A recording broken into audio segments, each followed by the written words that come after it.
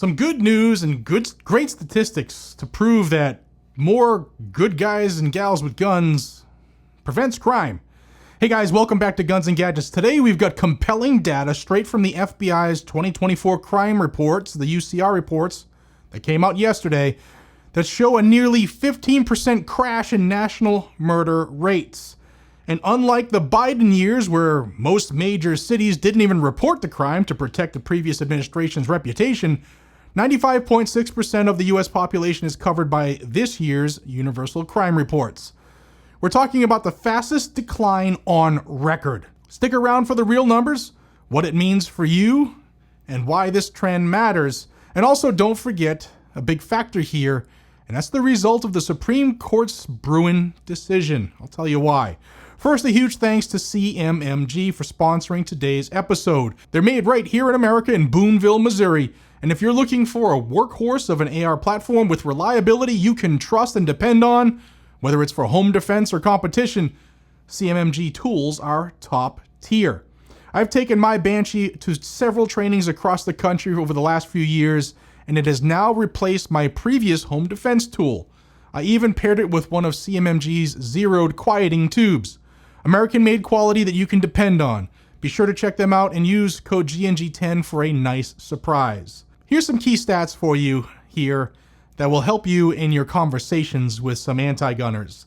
According to the FBI's 2024 UCR crime report, murder is down a massive 14.9% nationally.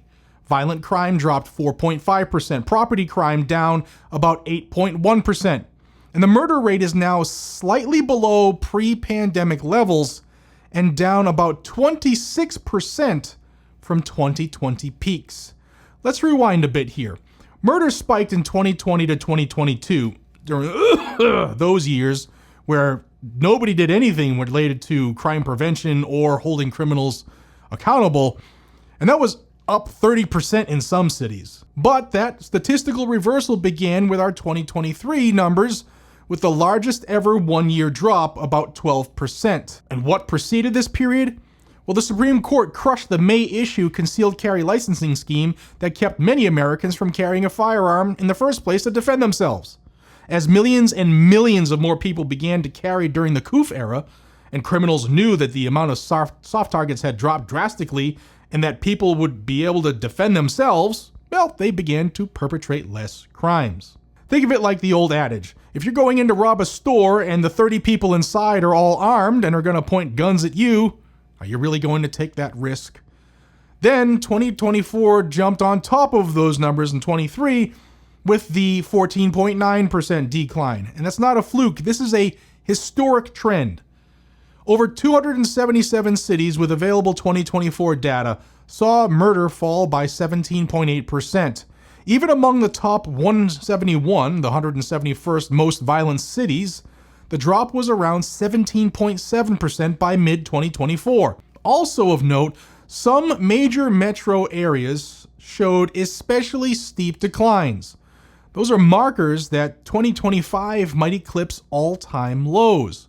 For firearm owners and enthusiasts, low murder rates may reflect safer communities around us, but we still advocate for preparedness.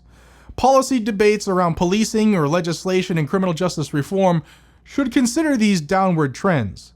Now, the decline leads to confidence that 2025 could feature the lowest U.S. murder rate ever recorded. Remember now, after the Bruin decision, the Democrat machine had every single media mouthpiece spewing their agenda-driven response that the Supreme Court's ruling would cause more guns on the street because states couldn't decide what law-abiding Americans could exercise their Second Amendment rights. Remember, there were no more may-issue states, they're all shall-issue. They kept saying violence would skyrocket as a result. Well, now we have irrefutable proof that the exact opposite has happened.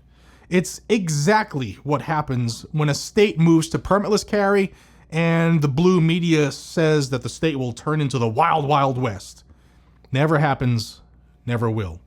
So whether you're a concealed carry trainer, a defense-minded homeowner, or just interested in public safety data, this downward shift is significant.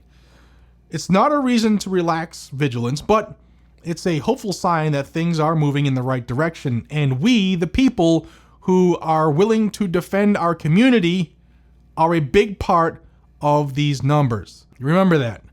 Don't gloss over that fact.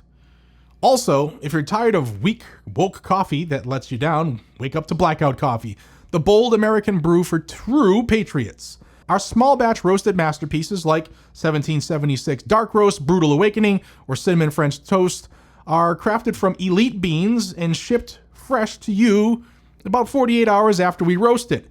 We have explosive flavors like blueberry crumble, double dark chocolate, and many, many more that are as strong as your love for freedom. Join the revolution. Check out our subscription offers where you can get things that you won't see on the website regularly, like this is our flavor of the month roast, vanilla hazelnut, and this is our roaster's choice of the month, Tanzania peaberry. You will not get these on the regular website. Only subscribers have the opportunity. And you can save with subscriptions as well. Or you can even grab K-Cups or our individual instant coffee packs for on-the-go power. Bold taste, zero compromise, and values that fight back. Check us out at blackoutcoffee.com/GNG and fuel your freedom today.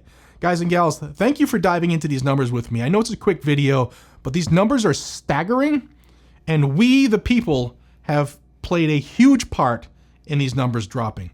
Don't forget that. And don't forget to like, subscribe, and turn on the bell notifications if you like the information in this video. Until the next one, stay safe, stay vigilant, and stay armed. And of course, as always, stay free. I'll see you in the next one. Take care.